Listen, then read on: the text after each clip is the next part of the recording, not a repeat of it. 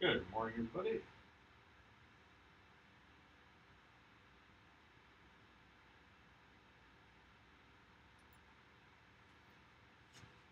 Good morning, good morning. Nice and chilly out there today. I think it's 14 degrees Fahrenheit currently. Just taping up my upstairs, my upstairs AC that's in my office in here is leaking cold air all over the place. So, um,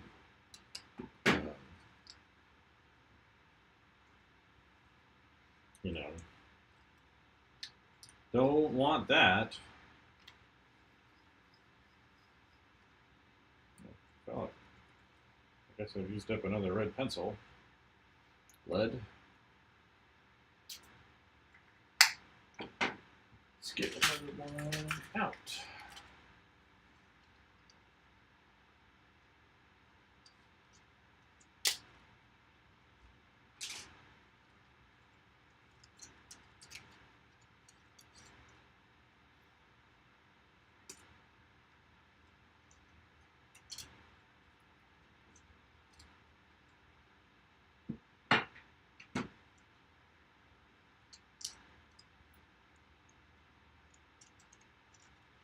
All right, put that back in there.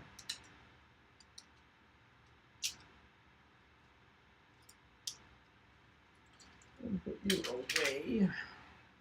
And, put the lead in the pencil, right? I freaked my dog out, dropping stuff on it. I ran out of pencil lead, so I gotta install a new piece.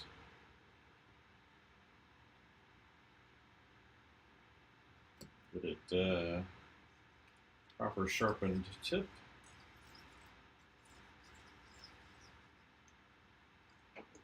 All right, I'm gonna do some facial expressions over here.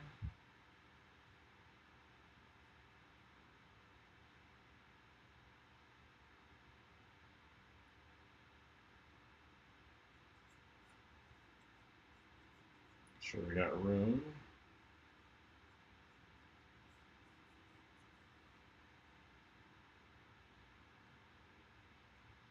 Yep, still filling up this page, just been doing it in the morning, so haven't, been doing this on the side at all.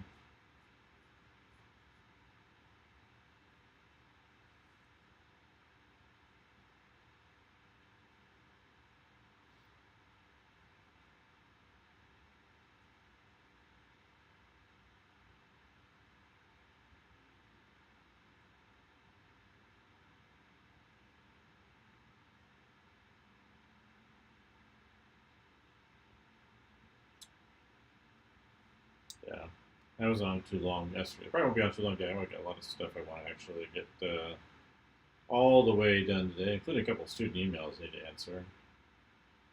But we're dealing with a big freeze here locally. It's quite cold outside. Big storm coming out of Canada, under assault by Canada, right?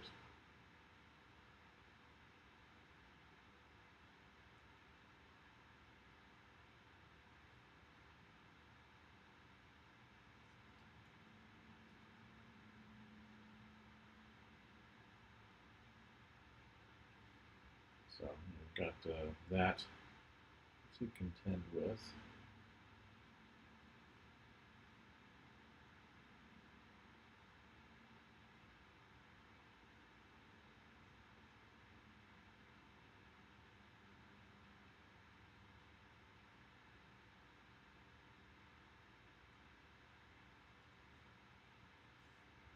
That's right. It's always their fault. People like to blame, my country, but it's Canada working from behind the scenes, causing problems.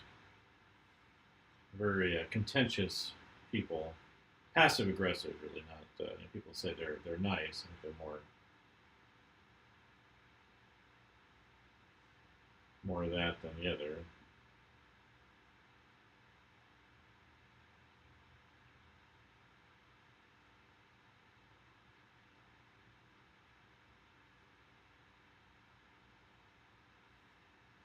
It's a problem, right?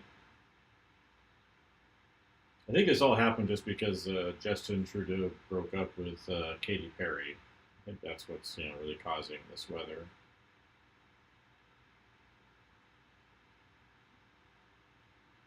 She gave him the cold shoulder, and it just came all the way down here.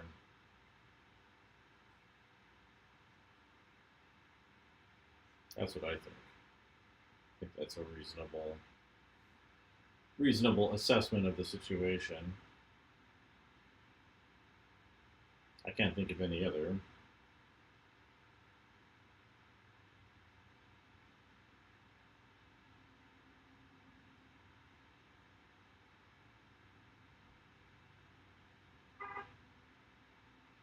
Right?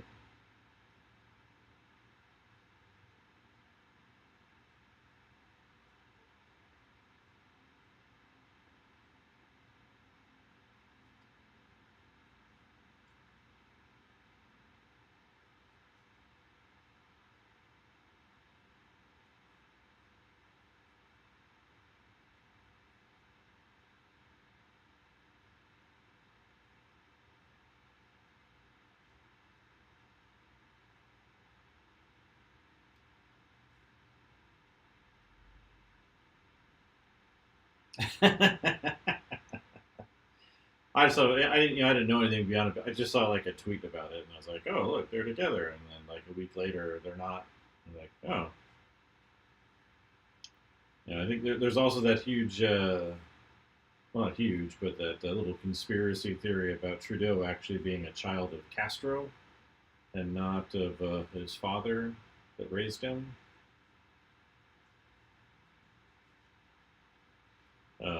Because we look at like picture, because his family was close with Castro back in the 60s or something, 70s, whenever he was born. And if you look at pictures of Castro as a young man, at the same age as Trudeau, and pictures of Trudeau, there's a remarkable similarity once you take, the beards off. Um, so who knows? But I like the idea of it, true or not. You know, um,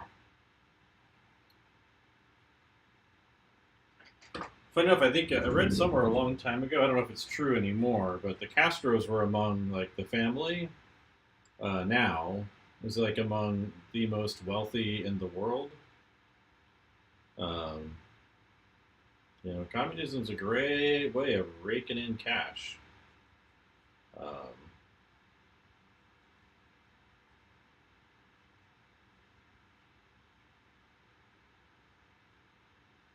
it seems.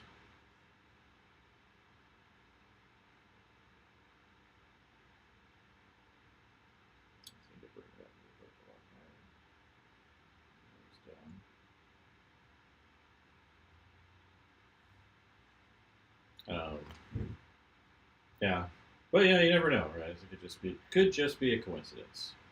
Those sort of conspiracy theories, I just like them. I don't really care if they're that true, and that kind of falls into that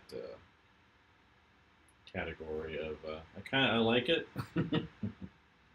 true or not, um, Trudeau or not,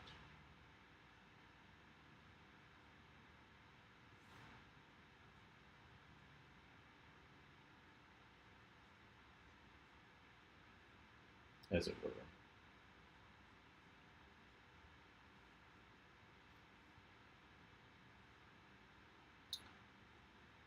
Yeah, I'd be curious to see a gene test, a paternal genetic test.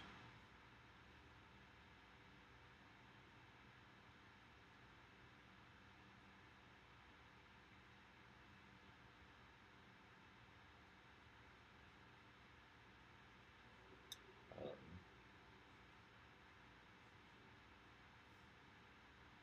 but that's just me. Saw an interesting video today by the guy who does the drawing codex. I forget his name, and the name of his YouTube channel is hard to remember actually, which I think is kind of funny. I think mine's easy, but Drawing Codex. He's this Australian illustrator, concept artist. He does. I guess he does a lot of stuff for. He's done European comics, and he's done. He's working like a comic book or something with a video game company, along with doing concept art for them. And anyway, he has this kind of YouTube channel where he talks about art issues and things like that. And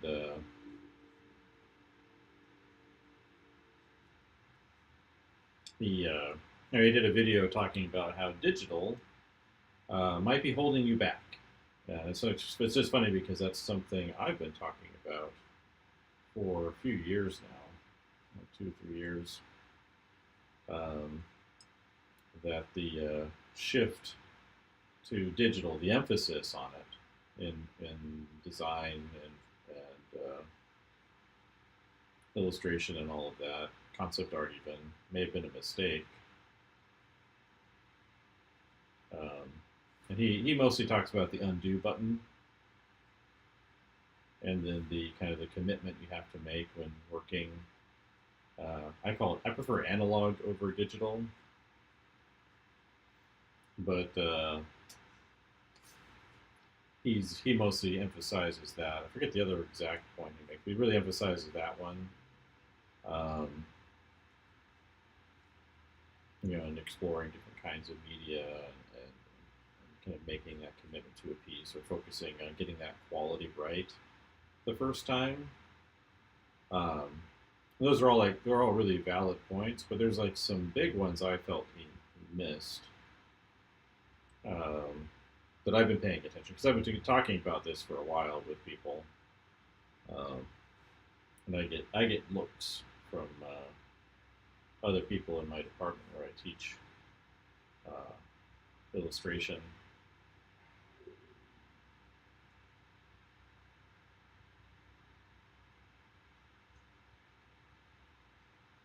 You bought your first Cintiq or Antique?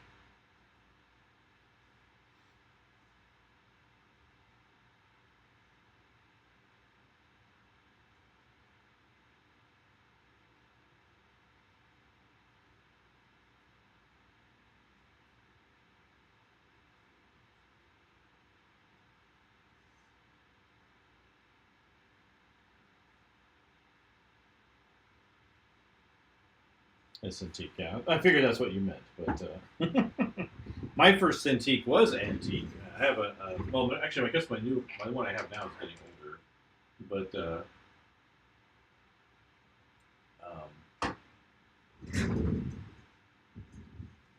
the first one I had, I was I think I was the third or fourth owner of it. It's an older one it was gray and it was smaller and the resolution wasn't as high, and I sold it to somebody else when I got the newer one eventually. But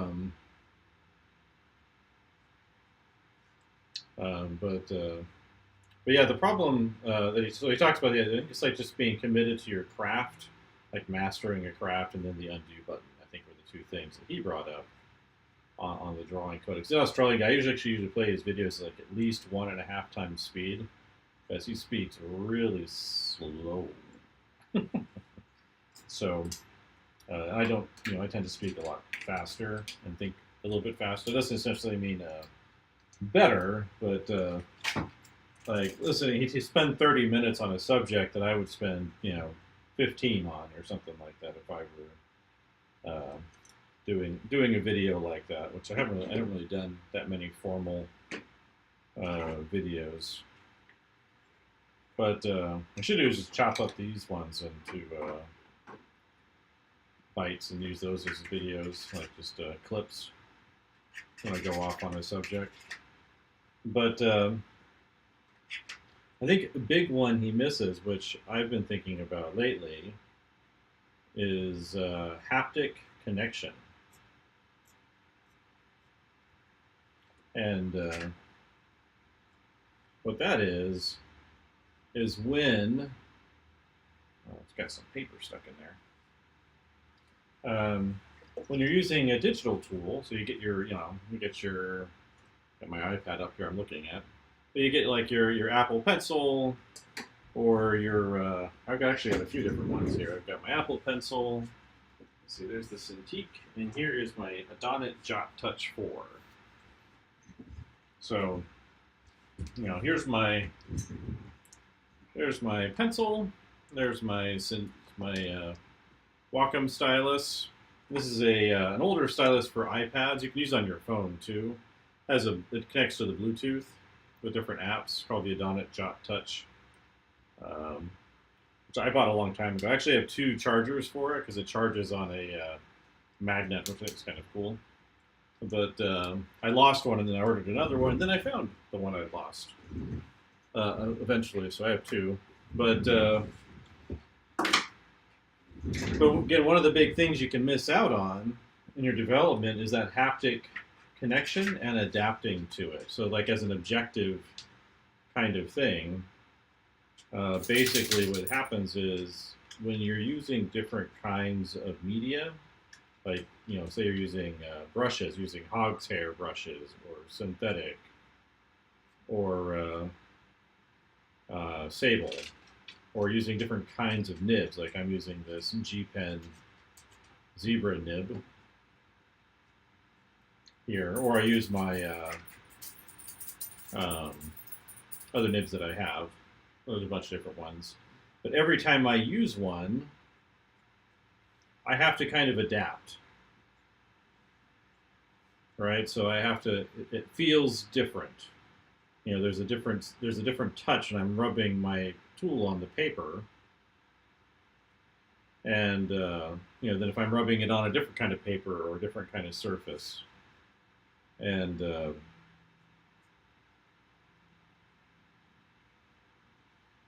because of that adaptation, it helps my brain develop more. This is like an objective kind of theory of learning and how learning different things affects you. So it's like, learning sports, teaches you that hand-eye coordination, well, full body really coordination, and that affects your intelligence and your response speed in different areas, not just in the sports area. And I'm not a very, sporty person, but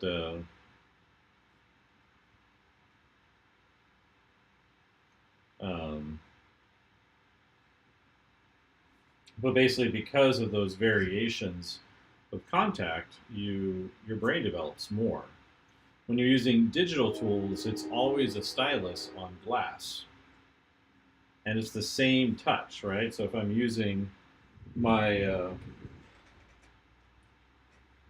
my Cintiq, right, the only contact I have is this little piece of plastic. And you can get different ones. Like there's felt ones. There's ones. I think this one has a spring in it. I've had it for a while. But there's only one kind of touch.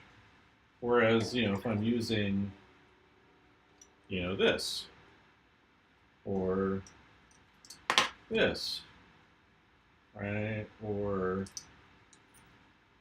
this, or, this too. That one's new to me, but but any of these tools provides me a different kind of experience that I have to adapt to, and it improves my ability to be adaptable, which is a type of expression of intelligence. And the more the tools that you can kind of adapt to, that you can become expert in, you're by default more capable.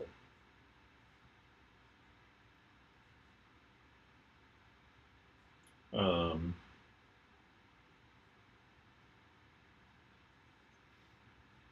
and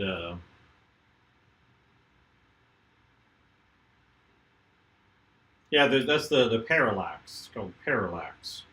So there's a depth of the glass compared to where you're actually touching too. So there's always this kind of degree of separation from your work that occurs. And so it's not that I'm anti-digital. I've been using digital tools since, I don't know, since like 2000, 1999, something like that. But Um, but I'm wondering if this emphasis on digital tools in education is actually harmful in both the short and the long term. It's one of the things that happens with digital as well is all of your solutions are always algorithmically based.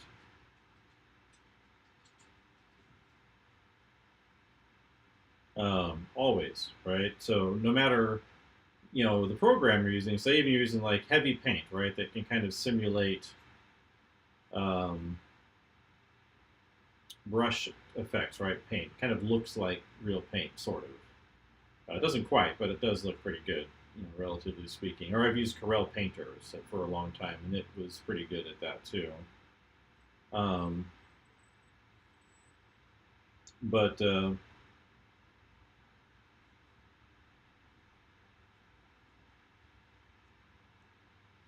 but it's always algorithmic. So like most painting programs, say like Photoshop or Procreate or probably even Heavy Paint. I haven't used that one yet, but even ones like that, mostly what their brushes are based off of are the repeating stamp shapes. So that means like no matter what kind of mark you make, you're just stamping. The stamp might rotate, it might do a bunch of different things, but it's just a stamp. And it has a certain amount of utility. There's the efficiency of it. There's the transferability of it, and all those things are real advantages to digital work. But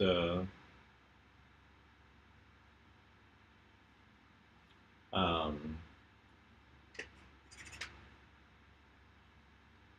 but at the same time, you're kind of you're losing out on the possibility of things that happen when you're using analog media because there's no piece of paper is perfectly identical to any other paper, while the canvas you're using on Photoshop, it's going to be the same no matter what. You can add textures or things on top, but it's always the same. So, um,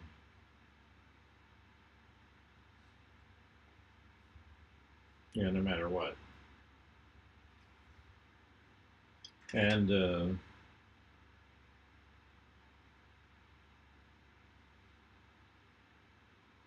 so it makes me wonder about that to a certain degree because there is like a certain level of detachment. And I often see, a lot of art students, not all of them, but a lot of them, there seems to be like a general lack of absolute commitment to their craft. A lack of sufficient, commitments. Like they tend to think that if you're working too many hours, a certain number of hours every week, that's too much. Whereas, I recognize that, it really takes, as one of my mentors used to say, an Olympian level of effort.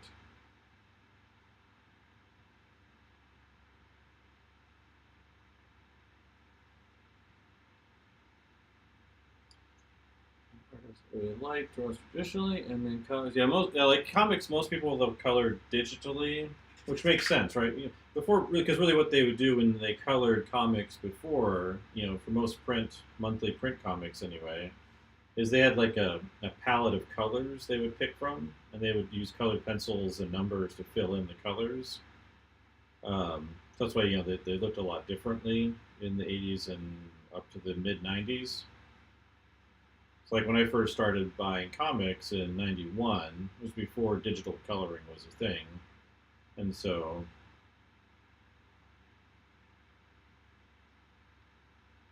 it was flat. But then within a few years, they were all using Photoshop to color. Some doing it better than others, but they were all doing it. That's really what they were sort of doing anyway, right? They were kind of anyway just just plotting down colors, whether they were doing it dynamically or with flat ones. There were exceptions. Some people did illustrate comics with watercolors or acrylics or oils. They're coloring underneath or color pencil. Like if you look at Sam Keith's The Max, right? He used a wide variety of kind of mixed media approaches in his work. Let's stick together a little bit.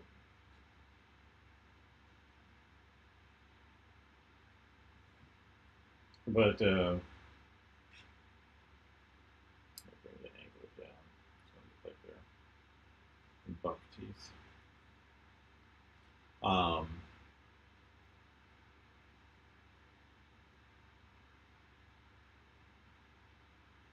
don't know. I think doing if you're looking strictly at efficiency, producing as much work as possible in as short as time as possible, then digital's going to probably beat it unless you become really expert in traditional media. Like I've known people that can oil paint, really really fast, or use gouache really really fast. You can't edit it the same way you would a digital piece, but you can't change the scale of things instantaneously or relight it like you would with say 3D. But they're really fast, so it depends on how prepared you are. But I do think something's getting lost in all this digital. Is like kind of the larger thesis that I'm concerned about. And it's not that digital should never, ever, ever have a place or be the focus of anything. I'm just wondering, kind of, if it's caused certain problems that we've been unwilling to really examine carefully and deal with, and maybe the emphasis on it as an educational tool has maybe been a really big mistake. Like when I was in school, we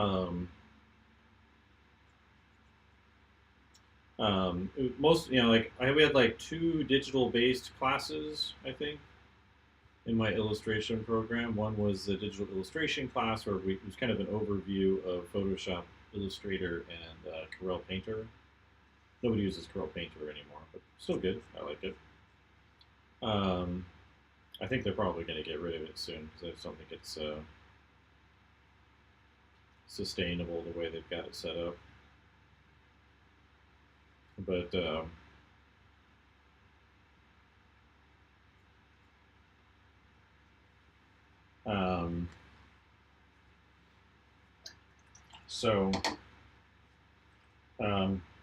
that's all we had. So everything else was like traditional media being taught in class. So there wasn't really a strong option for even doing digital because it was brand new, in the early 2000s, late 90s. It's like I think we had like 1 or 2 projects in my 2D design class using Illustrator in like 96, 97, whenever that I took that class.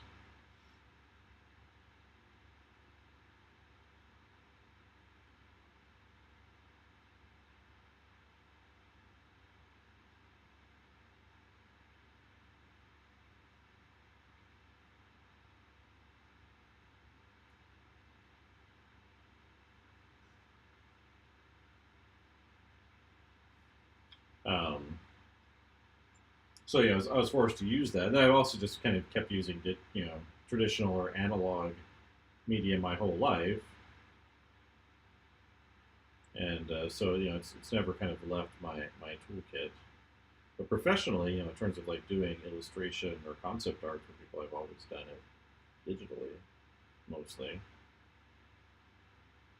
And again, I look back and I wonder, well, maybe that was a mistake.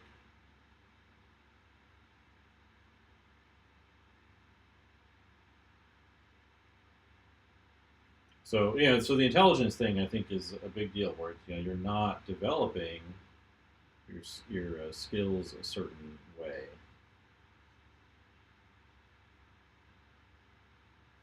and to a certain depth because of the ease that digital provides. Right? There's undoing. There's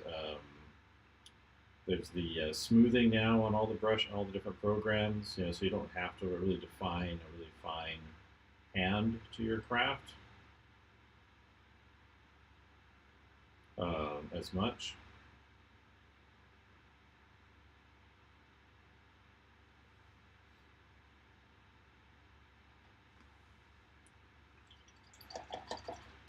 Because even if you are coloring digitally, you have to scan in the traditional stuff. So it is objectively less efficient, and it's a problem.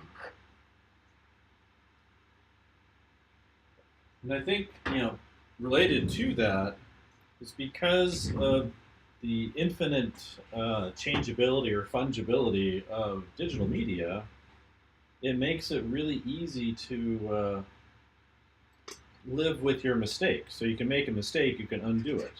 You don't have to get it right the first time, and that's where actually digital can be less efficient. And there's also the infinite variations where you don't have to make a choice. When on the surface that seems like, oh, that would be really great, and you can try out everything. But the problem without having the option, with having the problem with having that option, without having to make a choice, is it means like you tend to be less thoughtful about the choices you make.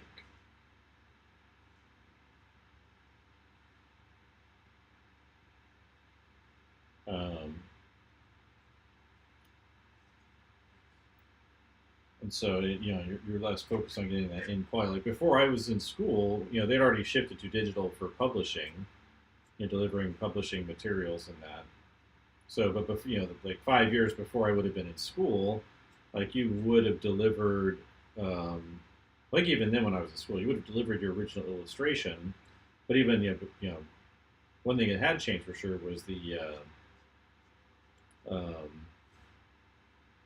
in graphic design, that was all shifting to digital with Quark Express as being the publishing software at the time, and basically, you would deliver things digitally. But before, you would have to do, photo stats, and you would deliver, the actual physical thing, and then they would, get that imprinted on plates and put it into the printing machine and print it off. And it had to be done very quickly, and it had to be right. You couldn't. There was no room for error, right? You had to get it right the first time. And so, because of that, when you delivered your work, it was the best work that you were capable of every single time, or you end up not working very much. We kind of weed out people who were of had lesser skills per se, and would prevent them getting into some of these markets because they couldn't deliver. With digital, it kind of softens that impact where you can fix things up until the very moment something gets published, or if it's published digitally like a game or a movie, can always be updated later on. Um,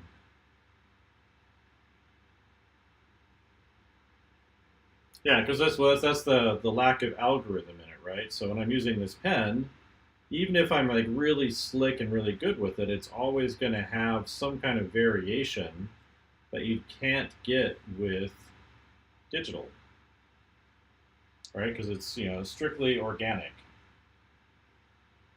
Um, and then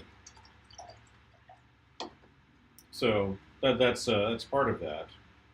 Yeah, so I think it's engendered a certain kind of carelessness in work, and then we see a lot of that again in films and games and other big products being delivered that are unfinished or broken when they're released, which should never ever happen. Um, like when I was a kid, you have your Nintendo cartridge. You couldn't get an update for that would fix it, right? You got what you got, and let's see, question, stick that in there. And once that was done, that was it was out, and that could lead to some big problems. Like a very famous one is the ET movie game. When it was released, it was completely unplayable and broken, and they literally drove all of the cartridges out and buried them out in the desert somewhere. I think in Arizona or California or something. But that was a huge waste of money and time, and something that they learned from. Whereas today, you can release a video game and you're doing day one patches and a patch a week later, and there, there's a certain advantage to that. But the companies that rely on it, they've used it to abuse, the goodwill of their customers. People are kind of getting tired of it. It's like, you bought a thing, it should work.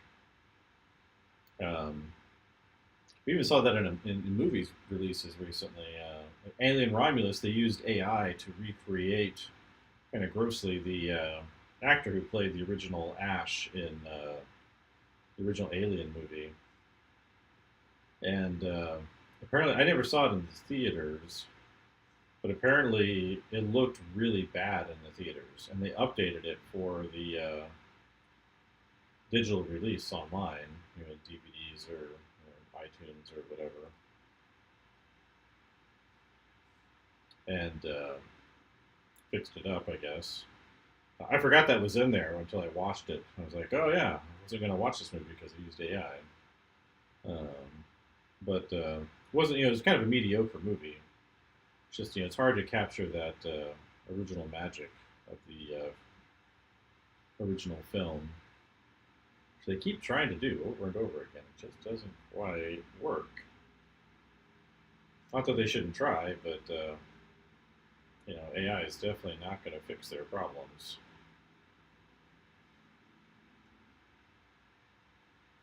But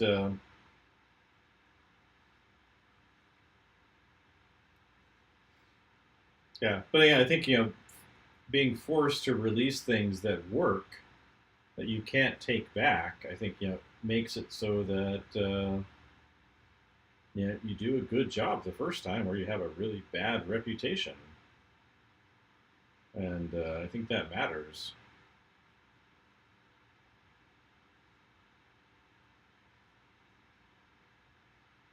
Um,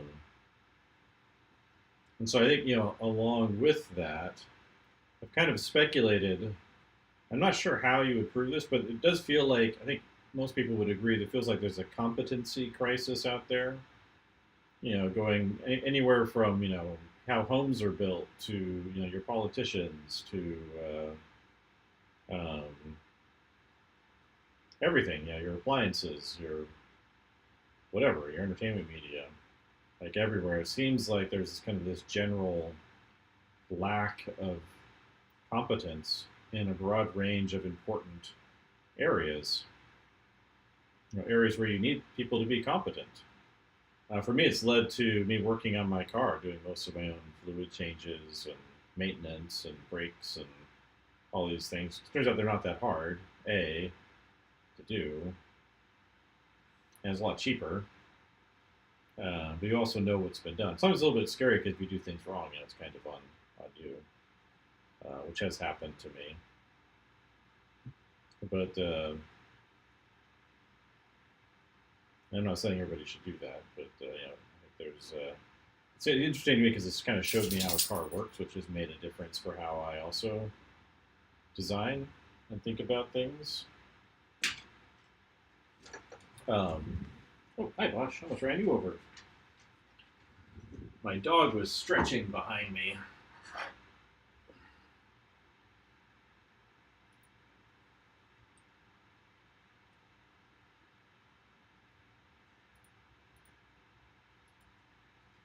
So, anyway, something that's been on my brain for a while. I've been thinking about it.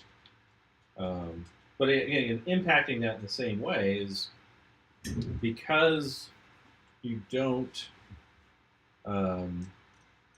get to that same level of competence because you're not, or the same level of intelligence because you're not.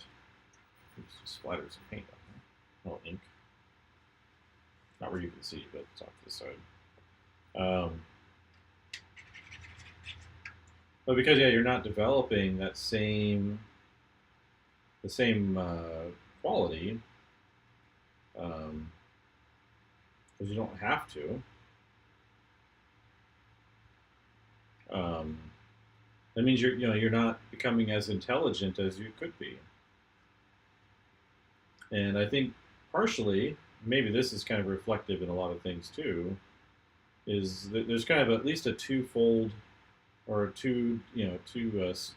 dual spectrum of problems it's caused. So I think on one end, it's because digital tools allow you to detach to some degree from the quality of the work you're doing because it softens that impact and makes it easier to do things.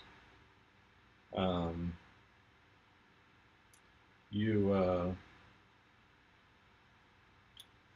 It lets people who don't have to try that hard or as hard in because you get um, your tools that smooth out your brushes, right? You get your auto your adjustment layers going, so you don't have to get the tones or the colors just right. And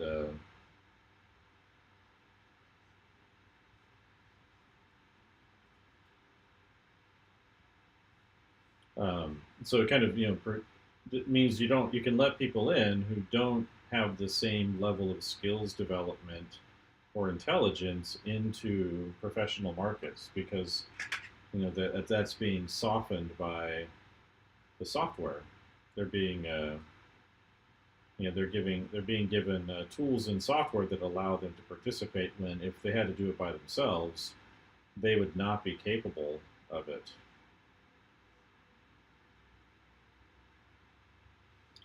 And then I think on the other side of it, hello,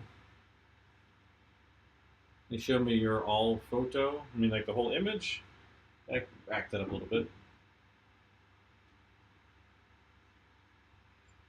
Um, yeah. Well, that's another whole other issue there too. But I think on the other end of that spectrum is like people who would be maybe your next Sid Mead, right, or Ralph McQuarrie. What if their imagination and is not being allowed to develop as fully as it is because they rely on digital solutions? What if you are potentially the next one of those, right? Um,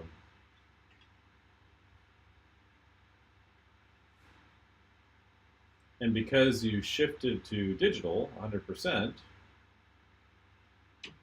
for everything, what if that's the same for me? Like, what if it let me in to certain markets when I shouldn't have been there? What if, or the other end, maybe I could be a lot better than I am if I'd never bothered or bothered very little with digital. I mean, I can use traditional and digital media, um, but like I've relied on it for most of my professional work,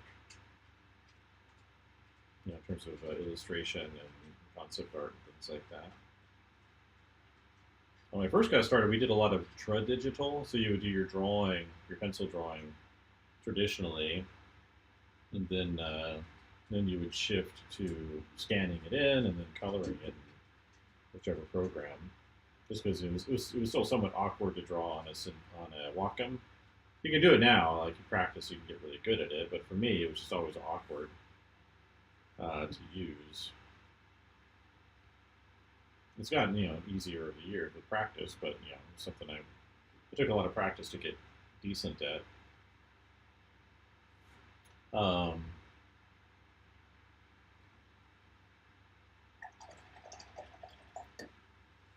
so yeah, so what if it's doing that? What if it's letting? And that's one of the reasons why there's all this terrible work being done. Is because people are relying on digital to solve the problem for them rather than thinking through the problem and solving it themselves, along with the lack of development that occurs because of that lack of haptic variety in their experiences. And I thought it was interesting there was a guy talking about that to a certain degree. He doesn't cover all the things that I would cover. So I left a long comment on his video. It's basically covers what we were just saying right here. Um,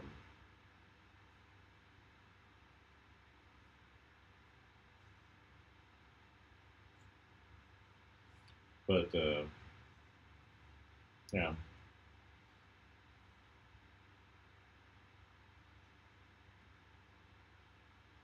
So that's one of the things I've been thinking about and concerned about. And I get looks from other professors when I say maybe digital was a mistake in terms of emphasizing it. Not that we shouldn't do it ever under any condition, but maybe it should not be the emphasis of our program. That the ways and means for learning digital are so accessible now that you might ask yourself, well, why bother with it? To a certain degree. And then you look at what's going on with generative AI, which I don't use at all. I don't like it. I think it's a problem. But that's even worse, right? So now you don't even have to think of anything beyond your question, and you get some kind of response, right? It's like a closed door, which is a problem, right? So if you think about the fact that digital presents you with completed solutions to a certain degree, it makes things easier. Generative AI does it even more so. It's not that it's a good solution, but it has the veneer, the superficial effect of being a complete solution. And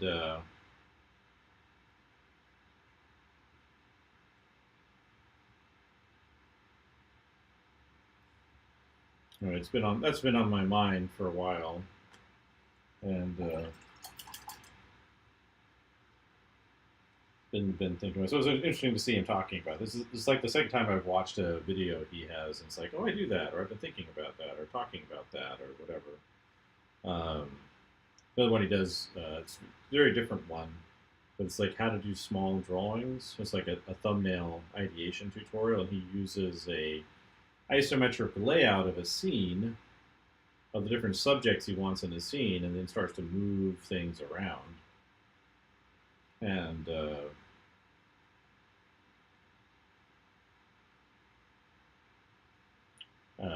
which is something I teach my students, and I've been using for a while. So I thought it was interesting that he was doing that. And I'm like, hey, I'm not the only one that does that. I'm not the crazy one. Everybody else is the crazy one. So, let's see, 10 minutes. Let me stick it over here.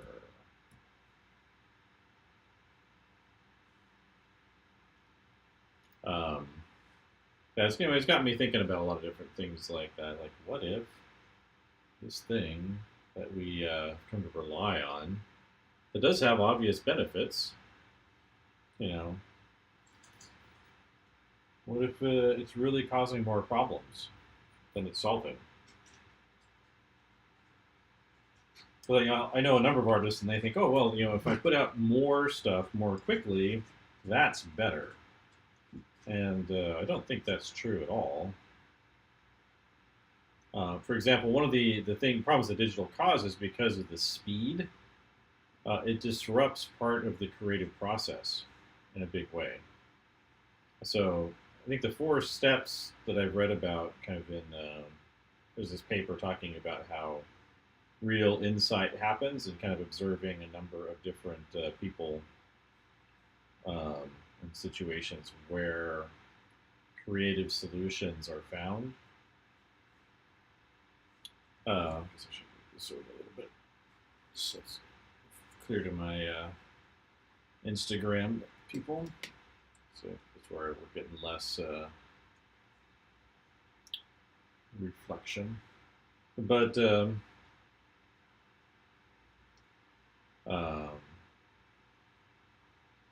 because of the speed of it, there's like this 4-step thing. One is like your initial concept, your initial thought, your initial insight. into whatever problem you're trying to solve. So whether it's an illustration or a cure for a disease or whatever. Um, doesn't matter what the creative activity is, but you have this like idea, and so the first thing you do, usually, you'll try some things out, but really you kind of fall into they call an ingestion phase, where it's where you're doing all of your research, you're conducting experiments. So like maybe you're drawing things, right, or you're keeping things in your sketchbook, or you're reading up on a subject and you're trying to understand it really, really thoroughly. Which, by the way, is interesting. A lot of artists don't like doing that research beyond like the most superficial kind.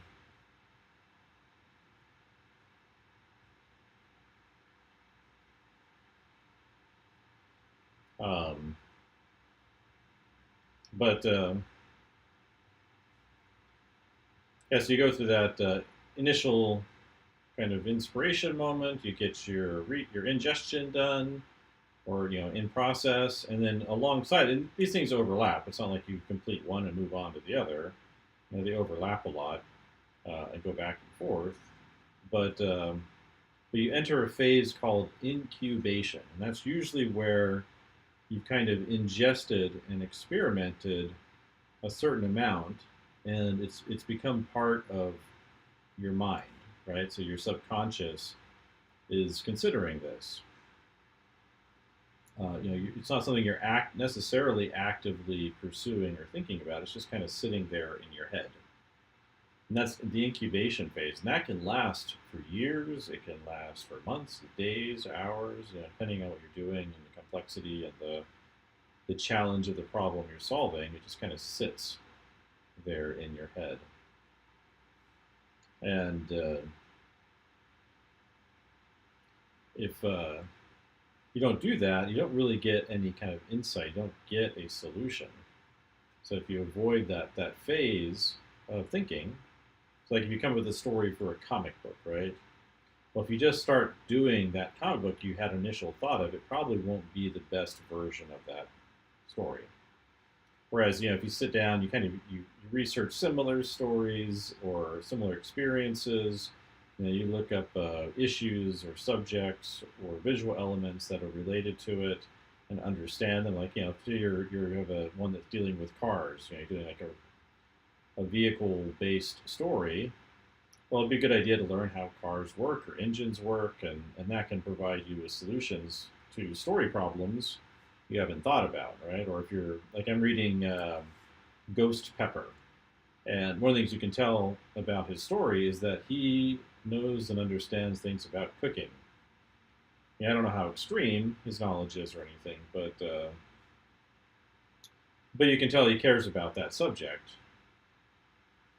and because there's certain elements in there where you can see people cooking and making things, and it feels like he's looked at that with some depth, and it also provides him some narrative depth as well. So yeah, the incubation phase is really important, that you kind of take in all this information and you think about it.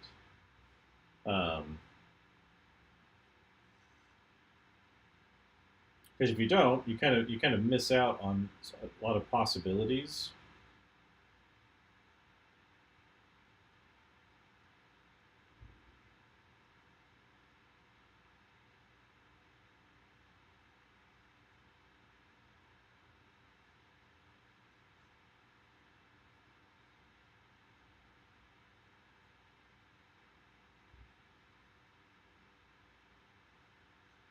Um,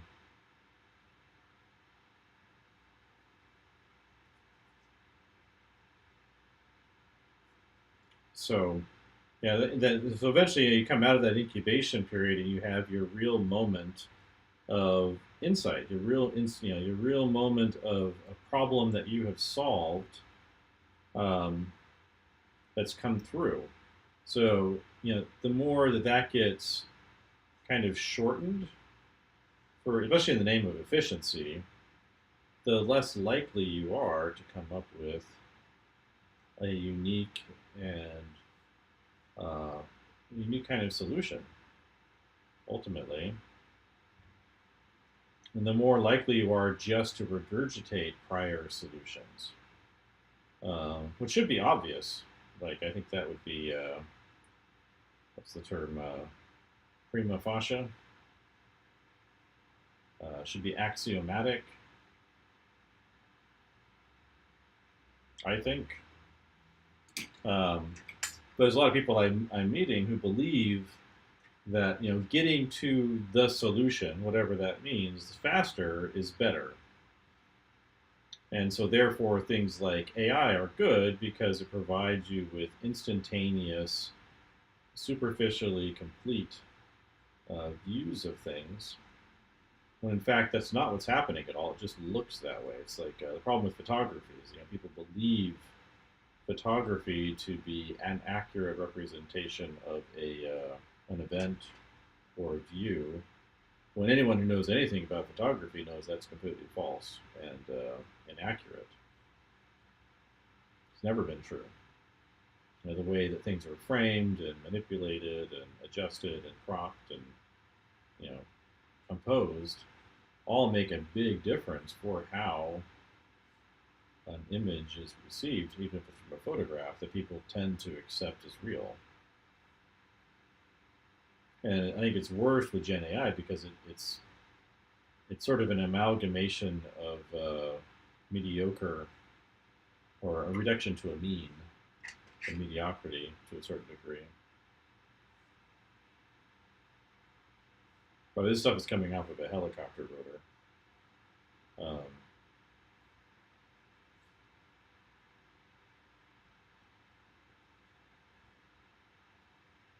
Again, I'm someone who's invested a lot of time and energy into digital over the last 20 some odd years, and I'm looking back at it and I'm like, what if it's actually caused me and others more problems than it solved?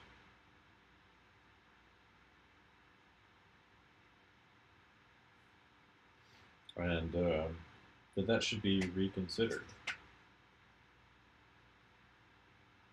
It's like I was watching a pretty popular comic book guy, concept guy, the other day on a live stream. I don't say who, but he was commenting how for him digital was great because it helped him feel like he's working more freely, and that he doesn't have to worry about certain things, and there's not a certain level of challenge to overcome. And so it allows him to get straight to the story. But what if his stories could be better? If he took the time to slow down and do things by hand, with a real pencil, real pen, real markers, whatever, and that maybe, his stories would be would be more specific, more personal, more impactful, because he does think he would, if he did things with natural media. I mean, it's not an absolute. Obviously there's really great work that gets done on the computer. I don't deny that at all.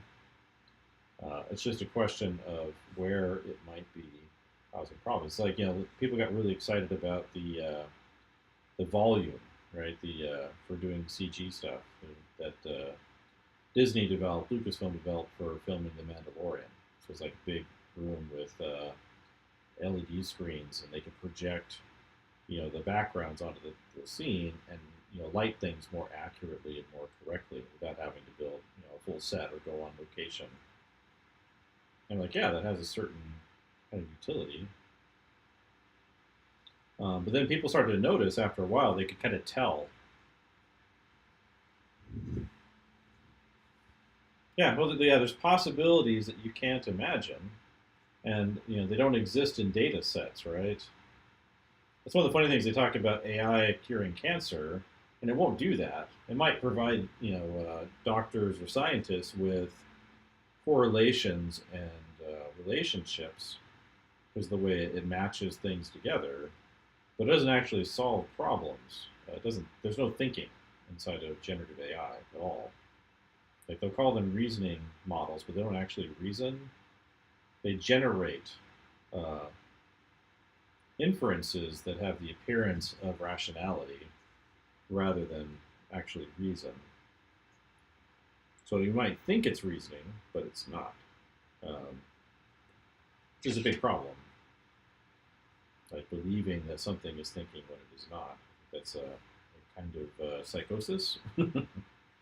But yeah, there's a certain amount of things where it takes your time. So like, I've been working on my own little comic project, and I started writing it, an initial version, I think sometime this time last year. And I've had a number of things going on in my life that required my attention, so I haven't completed it. But I finally got a really good, I think, story treatment down. I plotted out a first issue. I've been plotting out some scenes so I can submit it to publishers. And so I'm working hard at that right now.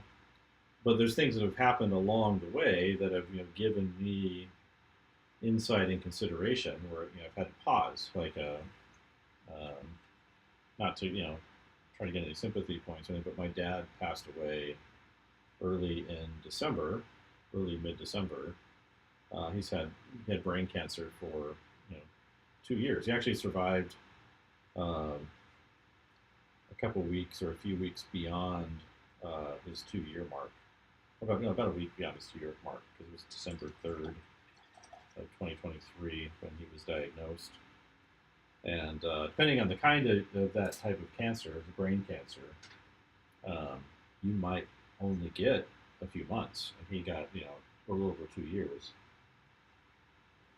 But part of the way I've been writing my story, it's about a father and son, to a certain degree, and having had to go through that, put my story on pause, when I was home during part of the fall break, and then the winter, almost all the winter break. It kind of gave me some thoughts, right, of things to consider as I put together my own story. And so it's things like that, like putting that into an AI, putting my story into that and trying to get feedback from an algorithm. It's just not going to provide me with the specific experiences of my life, which is what that's your artistic voice. And to kind of set that aside in the name of efficiency, to me that just sounds pathetic. Like, it would annoy me, if I judge them too harshly for these things, but it just sounds sad. And I've had, high-end, very experienced people tell me they love AI because they feel like it's more creative than they are. And I know it's not true. It's like I know these people's backgrounds and I know what they've accomplished. I know it's not, but they believe it. And that just, makes me sad for them. That they would think that such a thing is true, even for a minute. That would be their reason for wanting it, to hide the fact that they don't feel very creative. So, um, yeah, but having that experience with my dad's also just kind of given me some thoughts. And I'm not intending on making the story autobiographical or anything, but that definitely influences my thinking in it. And I'd lose out on that if the moment I came up with the idea for the story and I said, hey, give me a script and a plot based on the story circle, and I want to have it be high octane, and I want certain beats to happen. And I would definitely have the story faster, but it also it just wouldn't ever really be my specific story. And I kind of believe that specificity, that I call it particularity, is really one of the things that can make things very compelling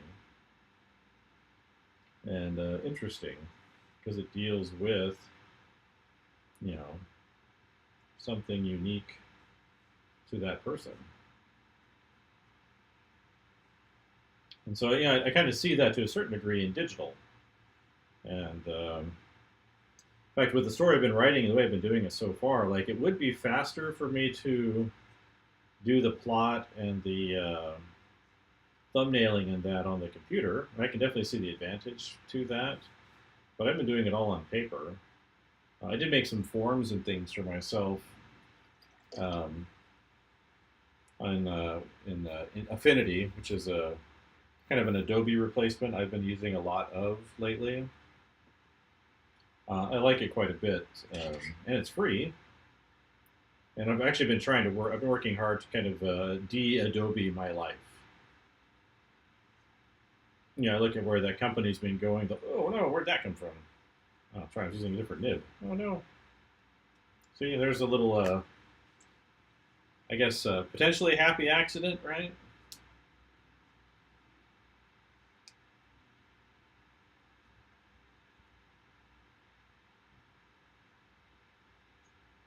Yeah. Well, one of the things you can do to improve your getting good skills is trying to orient your projects for professional outputs. So, like if you're studying digital painting, it's good just to study in the abstract to a certain degree, but the sooner you can put your work into a professional context, the better off you'll be. So, like if you could orient your color studies around doing a multi-illustration project or a concept project, so like all of your subjects are say based on, I don't know, a Edgar Allan Poe short story or something like that. And so at the very end of it, you would have all these pieces where you've explored a specific subject, right? And you've created illustrations or images that could be published as a book. You might not be good enough by then for doing that, but you have gone through that experience of seeing, hey, if I were to put this in a book, what would it look like? Some of the best kind of illustrator artists, they're kind of consummate designers, and something I'm working on myself. Um, but it's like one of the things I have my students do in my classes at the university. We started doing this in the last year and a half a lot. Is they don't just do the final illustration. So they're given the illustration brief. They have to come up with their project. They have to execute on that project, and then they have to present it in its context. So, pour a little more coffee and get it on the heater.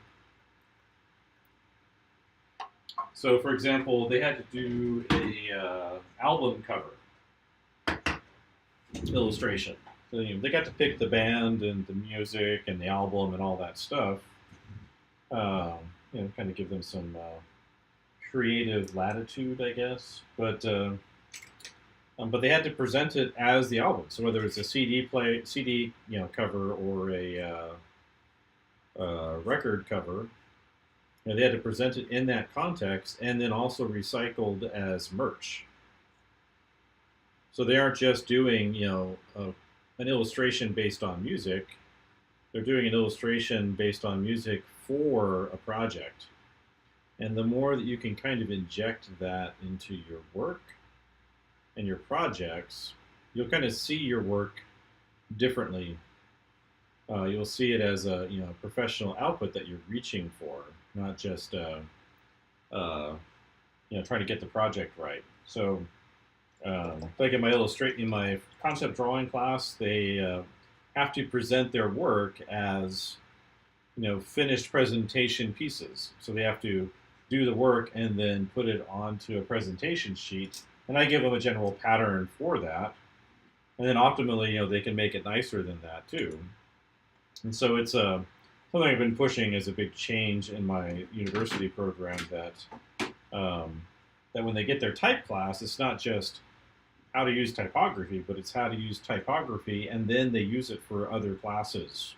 How to use typography for themselves, like creating a business card or a website or a presentation PDF or whatever. But also then using it in their other classes they're taking at the same time, as well as other future classes.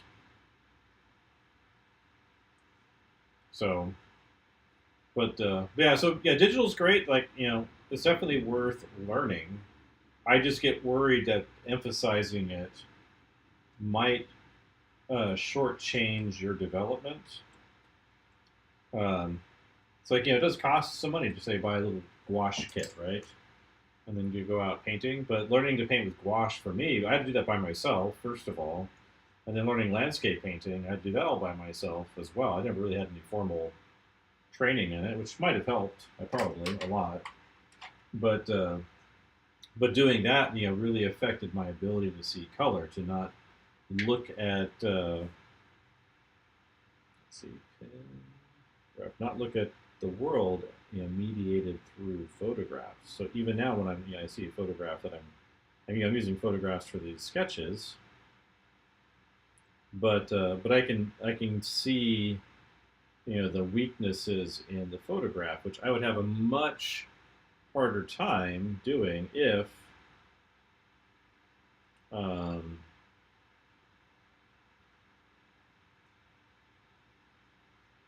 um, if I hadn't worked so much from life, from direct observation, direct experience.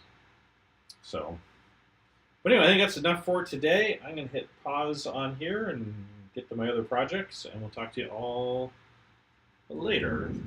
There's my rant, right?